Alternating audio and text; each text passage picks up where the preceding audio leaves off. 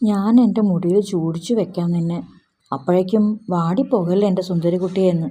അപ്പോൾ കല്യാണത്തിന് ആരെങ്കിലും ശംഖുപുഷ്പം മുടിയിൽ ചൂടും എൻ്റെ സുഭദ്രേച്ചിയെ എന്ന് ഞങ്ങളുടെ കോറസ് കേട്ട് ഒരല്പനേരം തിരിഞ്ഞു നിന്നുകൊണ്ട് സുഭദ്രേച്ചി പറഞ്ഞു, എന്താ ഇപ്പോൾ ചൂടിയാൽ? മുല്ലപ്പൂവും ജമന്തിപ്പൂവും മാത്രമേ പാടൂന്നുണ്ടോ? എന്നിട്ട് ശംഖുപുഷ്പത്തെ തൊട്ട് തലോടി ഒരു സ്വകാര്യം പറയുന്ന പോലെ മുഖം അതിനോട് ചേർത്ത് കൊണ്ട് പറഞ്ഞു, വേണ്ട കേട്ടോ, നീ വരുമൊന്നും വേണ്ട, ഞാൻ വെറുതെ പറഞ്ഞതാ. എനിക്ക് നിന്നെ മുടിയിൽ ചൂടുവും വേണ്ട. കാരണം എന്താണെന്നറിയോ? നീ ഇങ്ങനെ നിൽക്കണ ഭംഗിയുണ്ടല്ലോ, അതൊന്നും എൻ്റെ മുടിയിൽ ഇരുന്നാൽ ഉണ്ടാവില്ല. നീയേ ഇവിടെ തന്നെ നിന്നിട്ട് കണ്ടാൽ മതി കേട്ടോ എൻ്റെ കല്യാണം എന്നും. അപ്പോൾ പോക്കുവയലിൻ്റെ പൊൻകിരണങ്ങളിൽ തട്ടി സുഭദ്രേച്ചി കാതിലണിഞ്ഞിരിക്കുന്ന ജിമിക്കി ഒന്നുകൂടി മിന്നിത്തിളങ്ങാനും കൂടെ വന്ന കാറ്റേറ്റ് അതിൻ്റെ മുത്തുമണികൾ നൃത്തം വയ്ക്കാനും തുടങ്ങി. ഒപ്പം ശംഖുപുഷ്പത്തെ സുഭദ്രേച്ചി ഉമ്മ വയ്ക്കുന്നൊരു സെൽഫി എടുത്ത് ആർക്കോ അയച്ചു കൊടുക്കുകയും ചെയ്തു. ആ സുഭദ്രേച്ചിയാണ് ഒരു മിണ്ടാട്ടവുമില്ലാതെ വാതിലടച്ച് ഒറ്റയ്ക്കിരിക്കുന്നത്. ഉണങ്ങിക്കരിഞ്ഞ ഈന്തപ്പട്ടകളെയും നിറം മങ്ങിയ കടലാസ് തോരണങ്ങളെയും നോക്കി നിന്നിരുന്ന ഞാൻ പടിപ്പുരയിലേക്ക് നടന്നു. കുറച്ചു ദൂരെയായി അമ്പലം കാണുന്നുണ്ട്. ദീപാരാധന തുടങ്ങേണ്ട സമയമാണെന്ന് തോന്നുന്നു. പണ്ടൊക്കെ ഈ സമയങ്ങളിൽ ഞങ്ങളും അമ്പലത്തിലുണ്ടാവുമായിരുന്നു. ശ്രീകോവിലിൻ്റെ വാതിൽ ഒരു മണിക്കിലുക്കത്തോടെ തുറക്കുമ്പോൾ സർവാഭരണഭൂഷിതയായ ദേവി ദീപപ്രഭയിൽ തിളങ്ങി നിൽക്കുന്ന കാഴ്ചയും കണ്ട് പുറത്തെ ദീപസ്തംഭത്തിനരികിലായി സുഭദ്രേച്ചിയും ഉണ്ടാവും. ഒപ്പം ഞങ്ങളും.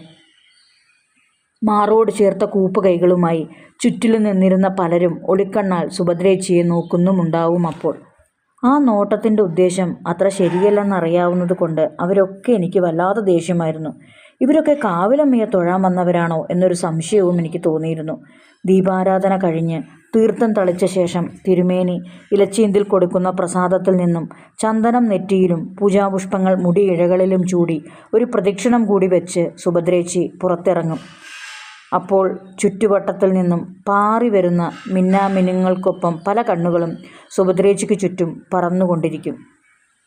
എനിക്കറിയാത്ത ഏതോ ചില രാഗഭാവങ്ങളോടെ, പക്ഷേ അതിഗൂഢമായി സുഭദ്രേച്ചി അത് ആസ്വദിക്കുന്നോ എന്നും അതിൽ അഭിമാനിക്കുന്നുണ്ടോ എന്നും ചിലപ്പോൾ എനിക്ക് തോന്നുകയും ചെയ്യും. ഞാൻ പടിപ്പുരത്തിണ്ണയിൽ അമ്പലത്തിലേക്ക് നോക്കിയിരുന്നു. ചുറ്റും ഇരുട്ട് പരക്കാൻ തുടങ്ങി. ഇന്ന് വഴിപാടായി അമ്പലത്തിൽ ആരുടെയോ ചുറ്റുവിളക്കുണ്ടെന്ന് തോന്നുന്നു. നിരനിരയായി മൺചിരാതുകളിൽ കൊളുത്തിവെച്ചിരുന്ന വിളക്കുകൾ പാതിയും കാറ്റേറ്റ് കെട്ടുപോയിരിക്കുന്നു. ബാക്കിയുള്ളവ കാറ്റിൽ ഇളകി ആടിക്കൊണ്ടിരിക്കുന്നു.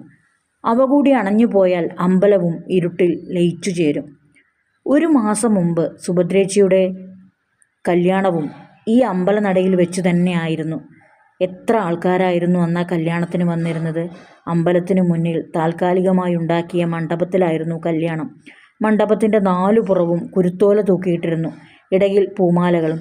ഞങ്ങളുടെ കൂടെ കളിച്ചും ചിരിച്ചും ഇണങ്ങിയും പിണങ്ങിയും ഓടി നടന്നിരുന്ന സുഭദ്രേച്ചി ആയിരുന്നില്ല അന്നവിടെ അണിഞ്ഞൊരുങ്ങി നിന്ന സുഭദ്രേച്ചി.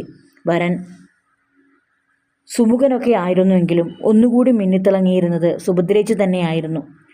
താലി കെട്ടുകഴിഞ്ഞ് കല്യാണ മണ്ഡപത്തിലെ നിറപറയ്ക്കും നിലവിളക്കിനും ചുറ്റും ദേവിക്ക് പൂജിച്ച പൂമാലയും കഴുത്തിലിട്ട് വധൂവരന്മാർ പ്രദക്ഷിണം വയ്ക്കുമ്പോൾ എന്തൊരു ചന്തമായിരുന്നു സുഭദ്രേച്ചിയെ കാണാൻ.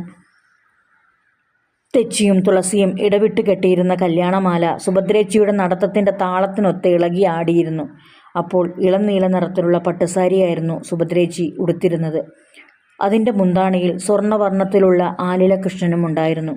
മണ്ഡപത്തിൽ നിന്നും താഴേക്കിറങ്ങുമ്പോൾ വീഴാതിരിക്കാനായി സുഭദ്രേച്ചി സാരിയുടെ ഞൊറികൾ ഒരൽപ്പം പൊന്തിച്ചു പിടിച്ചു. അപ്പോൾ ആ കണങ്കാലിൽ കിടക്കുന്ന പാദസരം ഞാൻ കണ്ടു. ഊരിപ്പോകാത്ത അതേ പാദസരം. അതൊക്കെ നോക്കി നിന്നിരുന്ന ഞാൻ മനസ്സിൽ പറഞ്ഞു, സിനിമാ നടികൾക്ക് പോലും ഇത്രയും സൗന്ദര്യമുണ്ടാവില്ല.